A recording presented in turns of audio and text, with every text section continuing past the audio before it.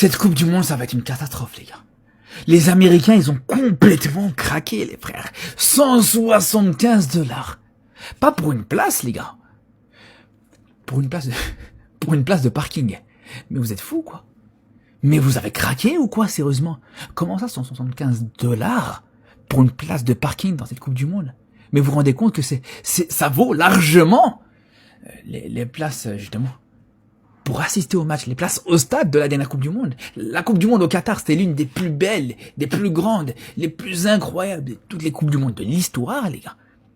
Et malgré tout, les prix étaient abordables. Les prix étaient largement abordables. T'avais des places en moyenne à 80 €, 60 €, tu pouvais trouver des places à 60, 50 €.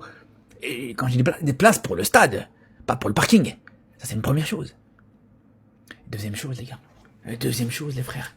À quel moment tu peux te permettre de mettre des prix aussi hauts? En fait, là, ça va juste plomber cette Coupe du Monde.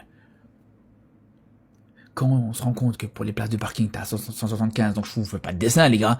Quand les places de parking, elles sont à 75 € ou $, mais pour rentrer au stade, si tu mets pas minimum 300 €, tu verras rien du tout. Tu verras absolument rien. Ça, vous pouvez être sûr et certain. On a vu les prix de toute façon. On est autour de ça. En moyenne, 200, 300 € minimum pour des matchs même de phase de poule. Les matchs les plus faibles, entre guillemets. Mais ça va juste plomber un peu l'ambiance.